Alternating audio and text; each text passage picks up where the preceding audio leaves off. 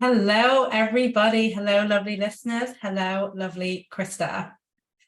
I am super excited to introduce you to a dear friend and the person who has been keeping me sane for the last, I just calculated, 7 years, Krista St-Germain. She is, I'm actually going to let you introduce yourself and your brilliantness. And you're the person who's been keeping me sane for the last same duration of time. So I'm Krista St-Germain. I am a master certified coach. I am in love with grief and post-traumatic growth. And the reason I started doing what I do is because when I was 40, my husband died. We had only been married for a couple of months, and it was kind of like that second redemption story. My first marriage, as you well know, did not end so well. And Hugo was proof to me that you can be treated amazingly well. And I just felt like everything was at such a high in my life, and I had so much to look forward to. And then we were on our way home from a trip we had taken together, and I had a flat tire, and he wanted to change that tire. And stubborn male that he was, baby, I'll just change the tire and we'll get done so much faster. And as he was trying to get access to the trunk so we could get the tire out, a driver that we later found out had meth and alcohol in his system just didn't see us and crashed into the back of his car and trapped him in between his car and mine. And so it went from like this big high in life to this huge low. And having not really been through a grief experience before, I had so many misconceptions about what that was going to be like. And ultimately, I just reached this place where therapy wasn't so effective for me anymore. And I happened to find coaching at that time. And that was exactly what I needed, because what was holding me back was that I didn't understand that my thoughts about my life were what was going to keep me stuck, right? I genuinely believed things like, my best days are behind me and I should probably just be happy for the kids and, I'll be okay, but I had my shot, those kinds of thoughts. And coaching helped me change that, thankfully. I also learned a whole lot of other things about feelings, which nobody had ever taught me before. And so ultimately I decided this is what I want to do. I want to help people. I don't want people to be experiencing the same misconceptions about grief that I did, right? I want them to have a better experience of it. So that's what I do. So specifically, I work with widowed moms and I help them love life again, like really love it, not just settle for the mediocre that they think is available to them. Thank you. Your story is just so powerful, even though I know it so well. Every time I hear it, I just get complete shivers. And I've just realized, like, for my audience, we're going to title it appropriately, but you might just be like, wait, what is going on?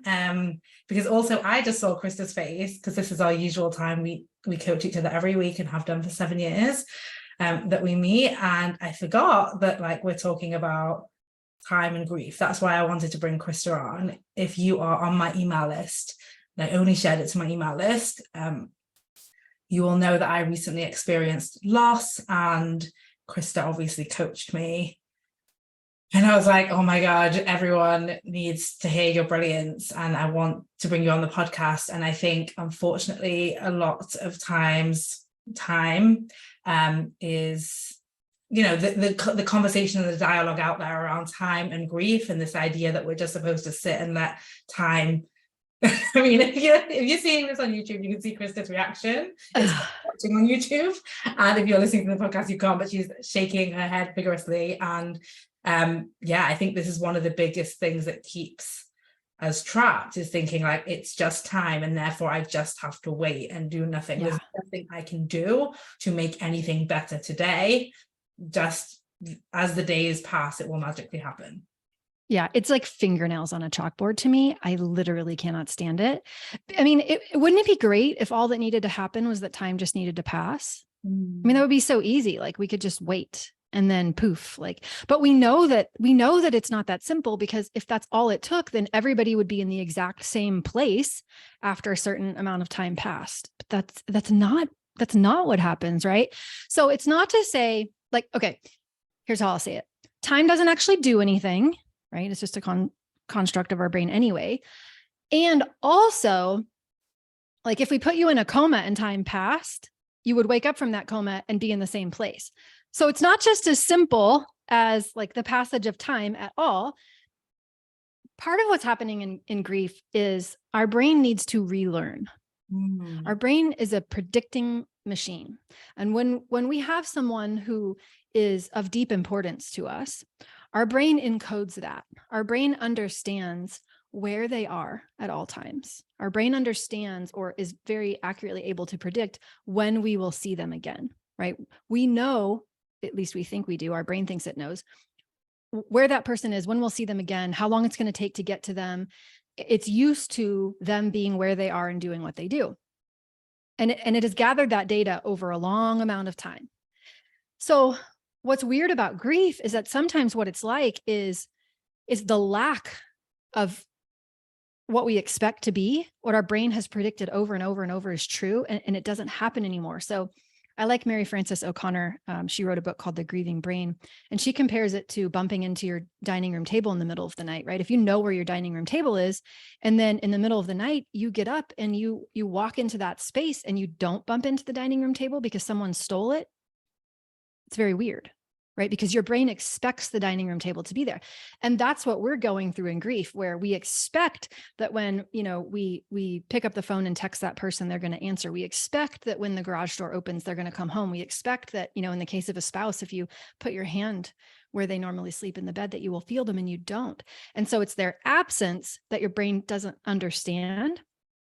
And the reason that the passage of time is a part of healing is because your brain needs enough exposures to the new reality so that it will stop predicting that they will be there, right? It will learn and update its ability to predict what is now accurate in your life. So yes, we do need time to pass for the brain to do that, but it's not because of time. It's because of what the brain is doing, and that it's relearning, right? And also, I see it so many times. It's so painful to me when people think, well, I just got to hold on, get through the first year. Like there's something magical that we've been taught about the first year. And I was taught it too. And I can't even tell you how many people at Hugo's funeral said, just stay busy, dear. Just keep busy.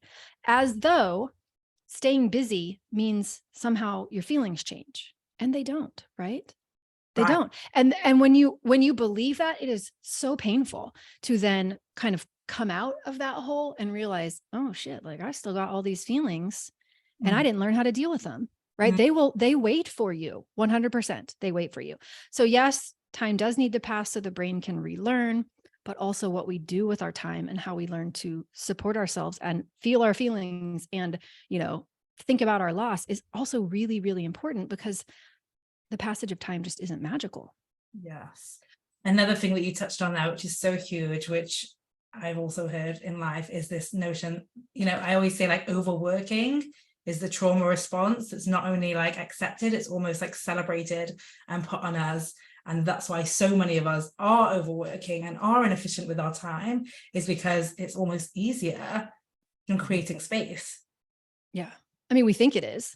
Right. It actually isn't. And you and I know that, but it's really easy to understand why people in that position think that it is. I've had actually a lot of clients come to me at that point where they know, like I'm thinking of one client in particular who her husband died of brain cancer, and she had planned this big event for him. It's very rare cancer. She planned this big event for him, and she could just feel that event was coming to an end. Right. But she had busied herself and distracted herself from everything she was feeling and just put all hands on deck to this charity fundraiser. And she knew as soon as that fundraiser was over that she didn't have anything to distract herself with. And, kudos to her for realizing, oh, there's something I need to deal with here, because I can only distract myself for so long.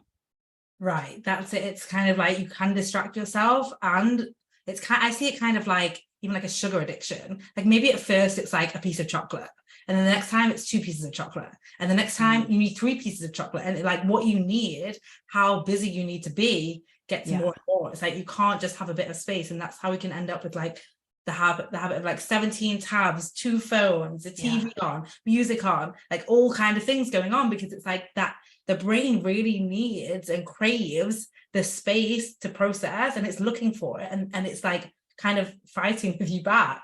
Mm-hmm. Yeah. And then everybody's praising you for it too. In this like, production valued society, everybody's thinking, oh, she's doing so good with her grief, right? Look at her. She's out there traveling. She's out there dating again. She's out there, doing XYZ, but maybe not from a place that feels good for her. But on the outside, people are like, oh, well done, you. Right, because we value what we can produce or consume in society over how we feel, or just, it's like the human doing versus human being. We like value human doers, when at this time it's clearer than ever that it's like about being human instead of doing human. And that's one of the things that even we spoke about. So I knew, for example, that like, okay, I'm just gonna like cancel everything for me the week after, like that's like a given. And then the second week I was like, okay, well, like I'll keep it light, but you know, I already only work 15 hours a week max, and you know, like I already have it really lucky. I started to talk myself out of like allowing myself to just check in with what I was available for based off of like what I thought I should or should do. And we spoke about this, even like, you know, the hierarchy of like, what am I recently hired someone on my team, and she was saying they get 3 days of bereavement leave at work, but there's like certain relationships on there and certain aren't. And it's this whole idea of like, again, overly quantifying our human experience versus like allowing your experience. So can you talk to that a little bit? Yeah. So, because the last thing I want people to hear is, well, you've got to do the work of grief and that's all you should do, because, you know, like think about your loss, feel all your feelings, do all the work. There in the study of grief, there was a long period of time where people were pretty obsessed with what we would call grief work, meaning, you know, look at the loss, examine the loss, think about the loss, feel the feelings of the loss, do loss related things. And that's the way you get through grief. And so, of course, again, you know, it feeds right back into what you're so great about teaching in terms of where we put our value, right? About being productive. So naturally, it makes sense that it would extend into grief theory too. But what I love is what's called the dual process model of grief.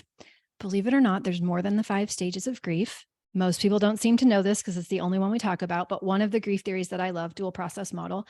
And the dual process model teaches this beautiful natural balance, which is so available for us. And basically it divides activities into 2 buckets, essentially the work of grief. So grief related things, thinking about your loss, dealing with the paperwork related to the loss, feeling your feelings, loss related things. And the other bucket is restorative, non-loss related, respite. So not thinking about the loss, hobbies, living life, laughing, having fun, like doing Netflix binges, like anything unrelated to the loss. And what's this theory proposes, and I have seen very accurately, turns out works, is that the balance of going back and forth from the grief related work to the restorative work, back and forth. And I don't even want to use the word work, maybe bucket would be better, but back and forth, it's the oscillation that makes space for the healing. Mm-hmm. So we really don't want to say, well, I must take off work only to focus on my grief, right? What we really want to say is it's okay for me to be a human on the planet. And sometimes that means I'm going to be thinking about my grief and feeling feelings, and I don't need to avoid that. And also sometimes I'm going to be distracting myself. I'm going to be doing other things. And that doesn't mean I didn't love them. That doesn't mean I didn't care. That doesn't mean I'm avoiding my grief. That just means I am allowing myself to go back and forth in the natural way and creating the space for healing, back and forth, back and forth. Yes. And it's so beautiful because I think it's really similar to what I speak about here with like sprints and rests, right? It's part of time hacking, like, and the idea that we've inherited that we can only achieve things by doing that, by focusing on that thing. And it's just not true across any area. And I think around grief for sure, it's like that constant guilt of like, well, guilt that I am grieving and not working or being productive outside of grief, or grief or guilt that I am, you know, not grieving and I am living life outside of it. And what Krista's just given everyone, I just really want to make it so clear, is like, none of it is wrong. None of it requires guilt. It's all part of the healing process. Like there's nothing that you can do that's going to take away from you grieving or you healing or you experiencing grief. Like there's no like either or bucket. It's like it's all working together, all parts of you, just like resting and yeah. Totally okay to take a break. Doesn't advised, right? Let yourself live life and there's no pressure that we need to put on ourselves to get somewhere or, be somewhere in a certain amount of time. I think part of also what underlies that is this myth that there is an end point to grief. And I think that's worth mentioning too, because if we think there's somewhere we're supposed to get, then of course it makes sense that we would try to get there. But really, grief is, and we use words like journey and, we create this idea that there is some sort of an end point and, your job, it's stages, right? Where we're going to get there and then we're going to be done. But that isn't how grief is, right? Grief does not end. It's the natural human response to a perceived loss. The loss, we can't change time. The loss will always have happened. So we are integrating what has happened into the fabric of our life. We're moving from the way we think about it unintentionally to thinking about it with intention. But that doesn't mean it's over. And that doesn't mean we're not going to occasionally have the grief grenade, or we're not going to sometimes feel sad or, have some emotion around it. It's such an easier experience if we just decide, okay, this happened. And now my job is I'm just going to decide who I want to be, given that it has happened. I'm going to decide what I want to make it mean, but there's no place for me to go. It's not going to be over. I'm not going to move on. I'm just going to move forward with. I wish I had known that, because I really thought, okay, being the A player that I was, I just got to follow the stages and then I'm going to get to the other side as though that's a place. Yes. It's not a place. It's not a place. And I see that also so often when it comes to like any goal, unfortunately. It's like, oh, once you achieve this, then all those things about you that you don't like or that you've been rejected won't come. It's like, the more goals you achieve, the more you're like, this part of me is coming. Like, yeah. You also just dropped the grief grenade. So could you speak a little bit to that? Because I know about this, but I don't know that my listeners will. Yeah, grief grenade it's a term that I'm made up. A lot of people say it in different ways. Grief bomb, grief. To me, it's just a sudden and unexpected reminder of the loss that causes an intense emotion. So maybe that could be a smell. Maybe that could be, something that you haven't seen. Like my partner and I went to Las Vegas, and my last, one of the visions of the accident that I have had to do with the silver Toyota Camry that I drove, and Hugo in the trunk of that car. And who pulls up at the Uber station, but a silver Toyota Camry with the exact same fin. And where do I have to get my luggage? Exactly out of that trunk. Right. So I totally wasn't expecting anything related to my grief on that trip. And then whoosh, I'm right back there. So it's just a moment that you find yourself, with an intense emotion, and it's an opportunity to either tell yourself you've done something wrong and that you should be somewhere else other, in your grief, or to comfort yourself and let yourself allow the feeling to flow through.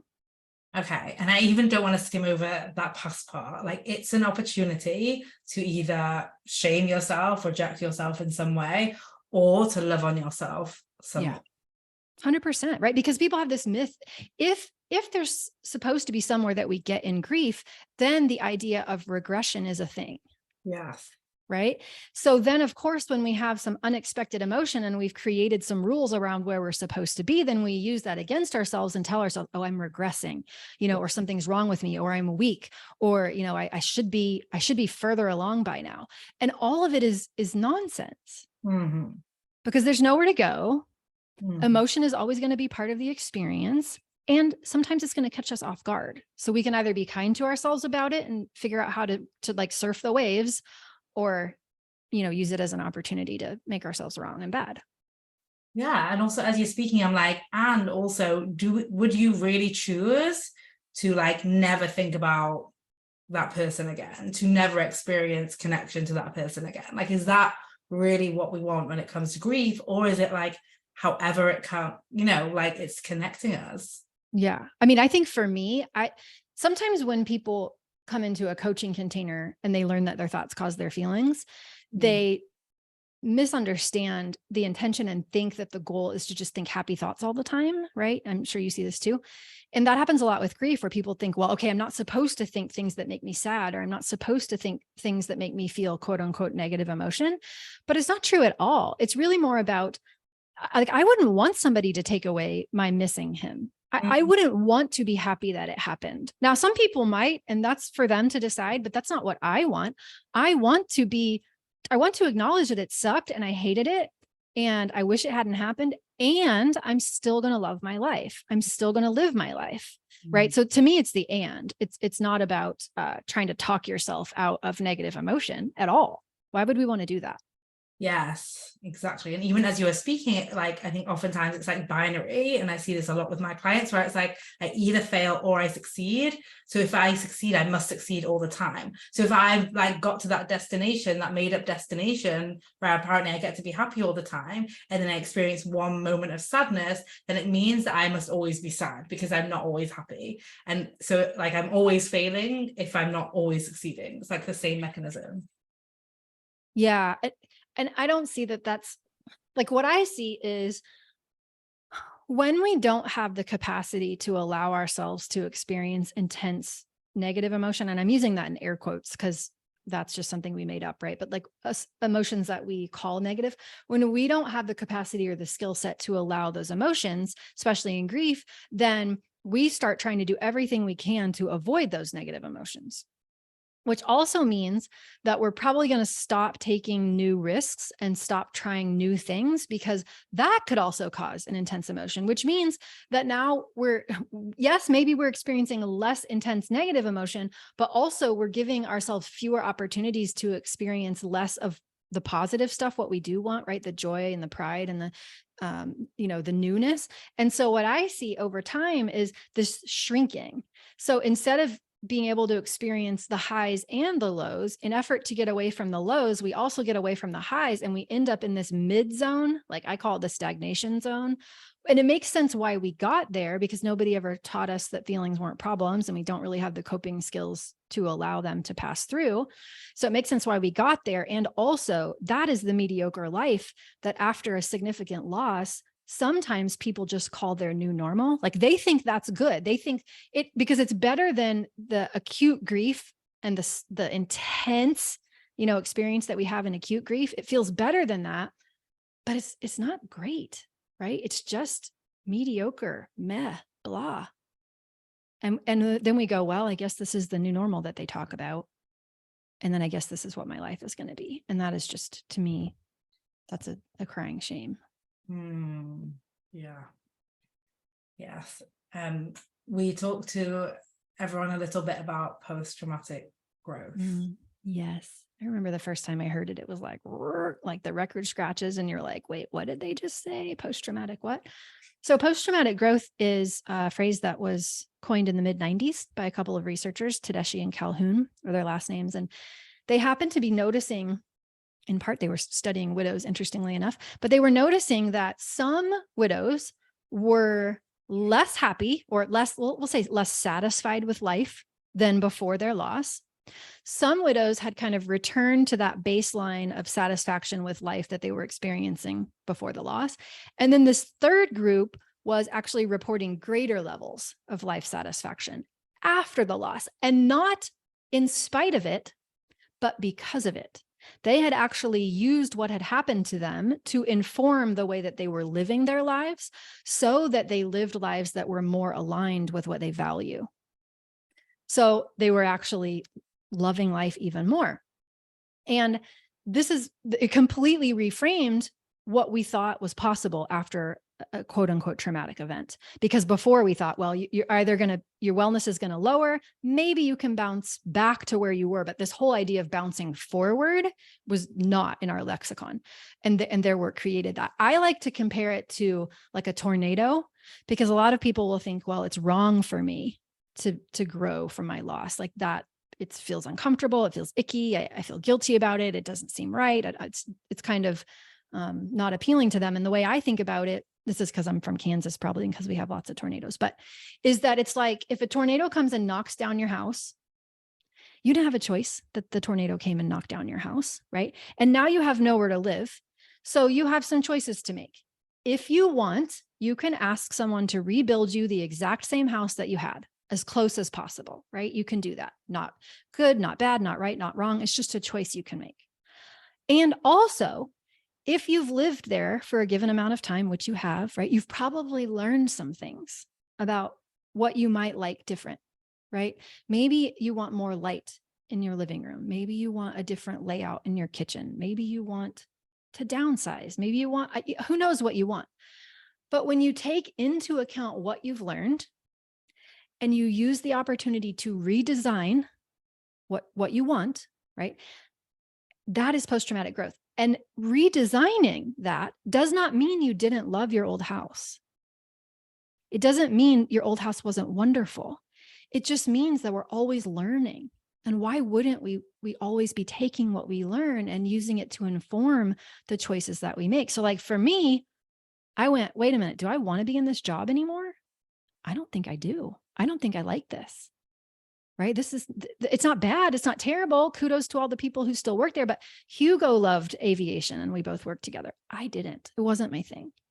Right? So post-traumatic growth for me was saying, okay, if life is this short, I'm going to do something that means something to me. I'm going to go figure that part out. And many other things too, but it's spiritual connections. It's deepening relationships. It's, how you spend your time. It's, do you value your life? What is the quality of your life like? It's using what has happened to you to inform choices that you make so your life is even more aligned with what you value. And that's available to everybody. And why wouldn't we? So good. I do want to say for anyone that's listening, if you've experienced grief and you've not, I think like if you've not heard that concept or that idea before, you've not done anything wrong by not doing this. But yeah, I think it's just. And it's not a morally superior option. Yes. To grow from your grief. Yes. You are not better or more worthy or worse if you don't, right? It is just an option. And I will tell you at a certain point in my grief, it was a really unappealing option. I kind of wanted to punch anyone who might suggest that I would grow from my grief. Yes. Right. At a certain point, though, I went, oh, okay. It's not a should. I don't have to do anything. Yes. It's if I want to see it as an opportunity, that is the choice I get to make. Yes. And that's, so it's an empowering thing. Yes. And that's almost what I would recommend to people about this podcast episode is you might want to re-listen to it a few times, depending on where you are at in your grief story. Totally. Because you will take something different from it. The reason why I'm asking her these questions and getting her to share the brilliance, even though this is like an introductory podcast to her work, and obviously we'll send you to her podcast for more details. But the reason why I'm going there is because we have her on the podcast and I do want her to share some of the big learnings. And it's totally okay for you to take from this episode one thing that feels applicable for you right now and helpful for you right now, and come back and listen to it again and take something else. And if there's parts of it now that you're like, I am not ready for that, then that's also totally okay. It doesn't mean you're not ready for anything on this podcast. So yeah, I get a little excited about well, if people ask me questions, I'll give them all the things. Yeah, totally.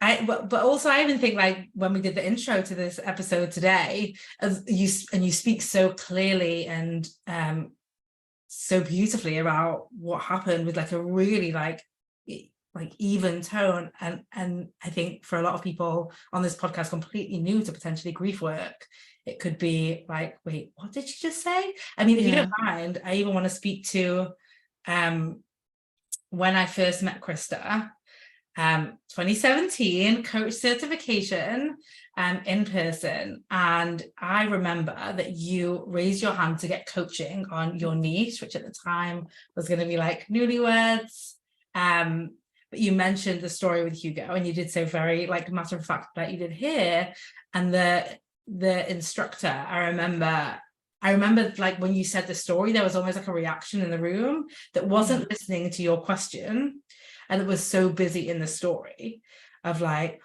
oh my gosh. And the coaching that you wanted was around like your niche and what to focus on in your business, but everyone got like distracted by the story. Yeah, I didn't even end up getting the coaching because the instructor ended up using it as an example of how to really pay attention to what someone is asking for coaching on. Yes. And not just get distracted by the story. Yeah. And I think that's probably hard for a lot of people experiencing grief, is wanting to talk about it or mention it, but not wanting to have it be the conversation. Mm-hmm. Yeah. And that's why That's why people say things to try to make us feel better that feel so dismissive, Yeah. right? That's why they say, oh, they're in a better place, or don't worry, you're young, or they wouldn't want you to be sad, right? When we don't have the capacity to allow other people to be uncomfortable in our presence, we try to say things that make them comfortable.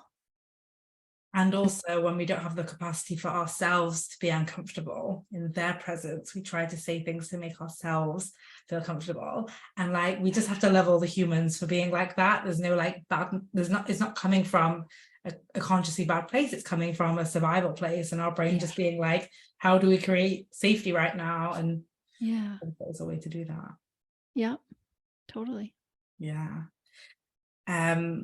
Is there anything else around grief that you would like to share with people, given it like might be their first introduction to even the idea that there is grief work?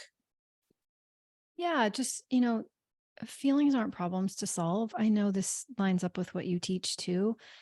Because most people have only heard of the 5 stages of grief, they do tend to think that they're supposed to be, okay, first I'm supposed to be in denial, and then I'm supposed to be angry, and then I'm supposed to bargain, and then, get depressed, and then I'll come to acceptance. And so that's what we tend to have learned about grief.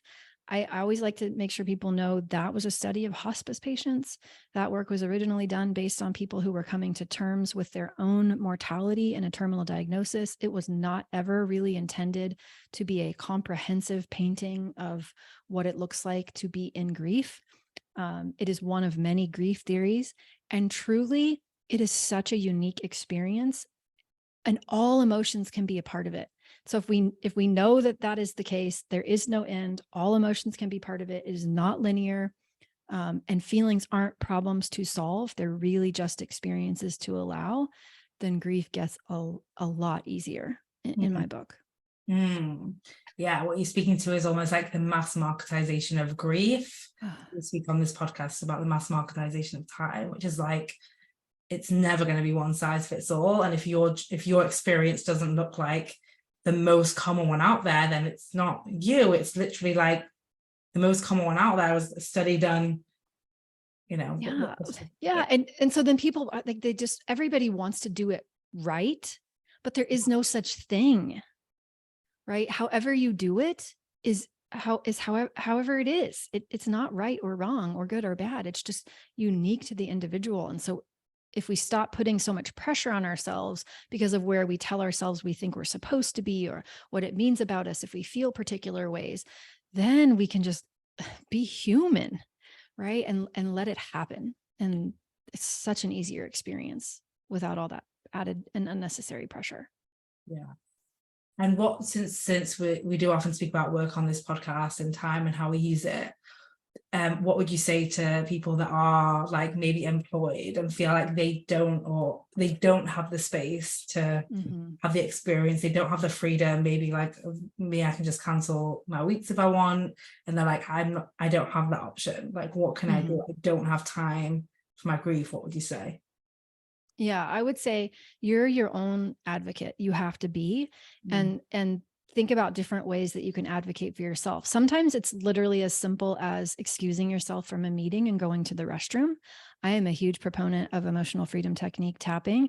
Just a few minutes of tapping in the bathroom, right, can help you process a feeling, can kind of get your nervous system kind of settled for you and supportive. So it doesn't have to take a huge amount of time, but also how you feel matters. And so can you advocate for yourself in such a way with whoever the powers are that be in your world that says, hey, like today I need a day, or I need an hour, or I need, this is what I need.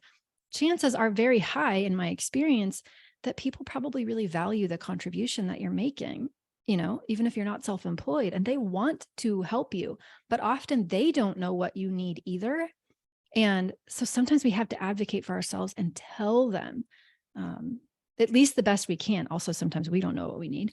So that's okay too. But like, hey, this is a rough day for me. Here's where I am. I just want you to know. And that can go such a long way. And also that may extend over a long period of time. And you might have, a period of what feels like a long time where you're quote unquote doing great. And then all of a sudden you're not. And that doesn't mean you're doing it wrong. You still want to advocate for yourself and be honest about what's going on for you. right? People are like, well, the 6 months is over. I can't do that anymore. Or I'm past the first year. So now my grief isn't relevant. It's nonsense. Yes, totally. I'll say two things on that. I'll say, firstly, I think the biggest obstacle that you have to advocating for yourself is advocating for yourself internally and allowing that for yourself when you're like, I should be further along. I should, like what Krista was saying, it is the 6 months. I should be able to do this work. My neighbor's cousin's dog was able to do the work. Like, comparing ourselves to other people's timelines and other people's stories and journeys, even though we actually never ever know other people's stories. So I think if you are listening and you're like, well, I couldn't, I just want you to check in with if it's like because you don't believe that you are worth it, and that, like, first, right? Like, I would really check there. And the second thing that Krista touched on, which is like, there's no timeline, there's no like limit, because what I want everyone to really consider and really to drop into is like, us taking care of ourselves, us communicating our needs, us creating the space that we need, us resting when we need to, us grieving when we want to. All of these things are actually aligned with long-term corporate goals, long-term team goals, long-term family goals and relationship goals and all of this stuff. It's like, we're all on the same team. And it's like what Krista's saying, like the and versus the like me versus you, me versus my boss, me versus my partner, me versus whoever I'm putting up there as like the decider or the person I'm going to let down, in air quotes, by me doing what I need right now. I think if we all advocated for our own needs, like, everybody actually wins. That's how you create, even within a company, like employee loyalty and higher creativity and all of that stuff. And sometimes advocating for what you need means talking about your person at work. Yes. Because a lot of times coworkers, again, they think feelings are problems. They don't want to upset you. They are walking on eggshells, handling you with kid gloves. They are afraid that the thoughts that go through our mind are like, well, they're probably not thinking about it, so I don't want to remind them. Yes. And sometimes, even though I hate that the burden is on us, sometimes it actually does help to bring up stories about your person. Yes. Like to be the one who talks about them, because then other people will take, your example and run with it and realize, oh, it is okay. If you want, right? Maybe you don't, but Hugo and I work together. So when I went back to work, it was a weird thing because other people were grieving too. And also they didn't want to upset me. And so I would just bring him up in stories, in times that made sense, like something that he would have laughed about, or, we can tell a Hugo joke. And then because I did that, then other people got the hint that, oh, she wants to talk about him. Mm-hmm. So we kind of have to teach our coworkers sometimes what's working for us. Yeah. And not just our coworkers. I feel like all the people all the time. Yeah. Amazing. So powerful and helpful. And you're so brilliant. Let the people know how they can continue to learn magic from you. Magic, grief magic. Well, I'm also a podcaster. So the Widowed Mom podcast, I realize that sounds really niched, but if you're interested in grief or post-traumatic growth, people listen all the time that aren't widows or moms. So the Widowed Mom podcast.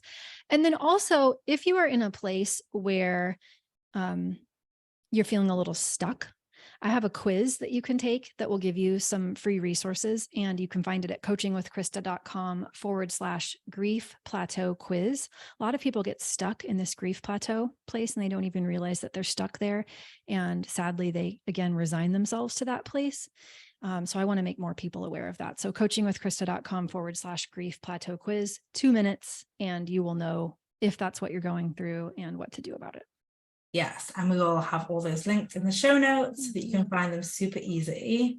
Yeah, thank you so much for your time and brilliance and expertise. And I think you've given lots for everyone to think about. And like I said, if you've listened and felt triggered in any way, that's totally okay. Like, you're totally available to like shove 90% of this podcast to the side and just take the one thing that you're like, actually, this one thing might help me, and come back and listen again. That's how I would treat this podcast. That's how I will treat this podcast, as well as obviously tuning into Krista. So thank you so much. You're brilliant and I appreciate you. Thanks for being willing to talk about grief. Not a lot of people are. Yeah.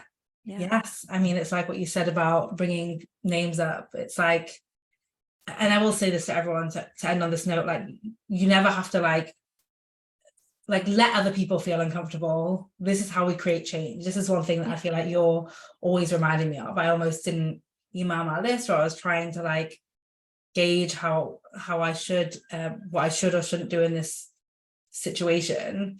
And one of the things that you said to me was, which always motivates me, is like, what's the example you want to be in the world in terms of speaking about this? And this is exactly it, opening up these conversations, providing more platforms to these types of conversations, and just like introducing people to these ideas. It can, I think, honestly save your life. Yeah, I do too. Yeah. You know what I would love to leave people with is like, your grief is valid.